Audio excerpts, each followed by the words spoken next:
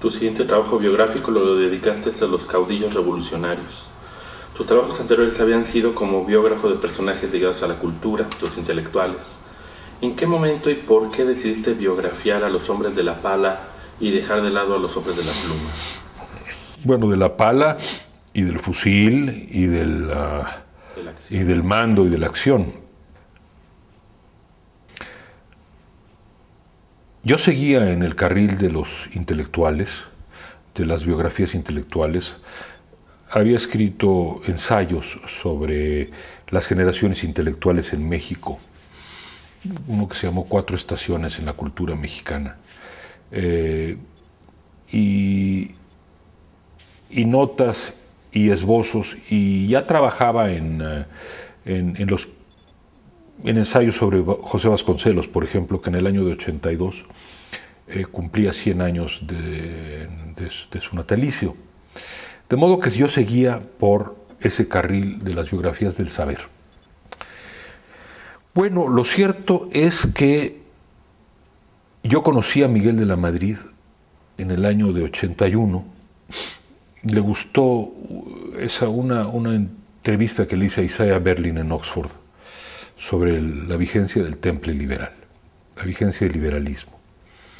Y me dijo que si me interesaba hacer algunos documentales sobre los personajes de la historia mexicana. Y le dije que sí.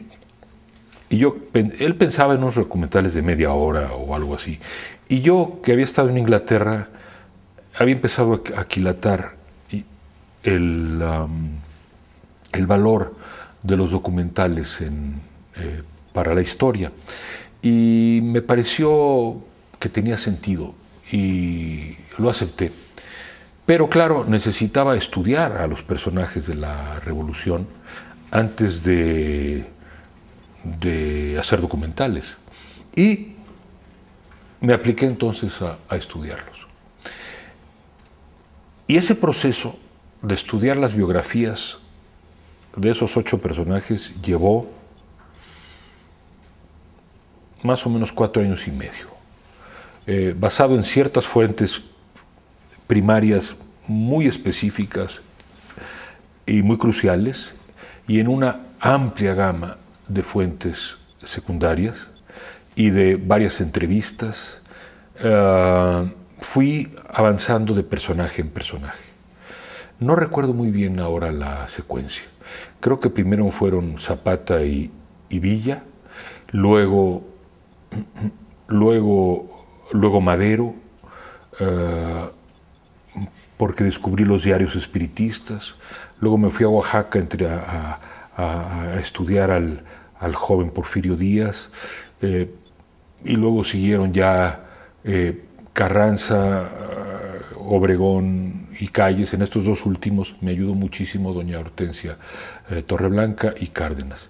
Y fue un tour de force, esos ensayos que luego reuní en Biografía del Poder. Al mismo tiempo, mientras esos ensayos se estaban haciendo, Jaime Curi, Alberto Isaac, de recuerdo muy entrañable para mí, se pusieron a trabajar en esos guiones, en convertirlos en guiones y en volverlos unos programas de televisión que fueron el embrión de lo que fue después en 87 Biografía del Poder. Yo quiero decirte que esos libros que salieron por el Fondo de Cultura Económica, bueno, los publiqué cuando cumplí 40 años y me hicieron mucho bien en el sentido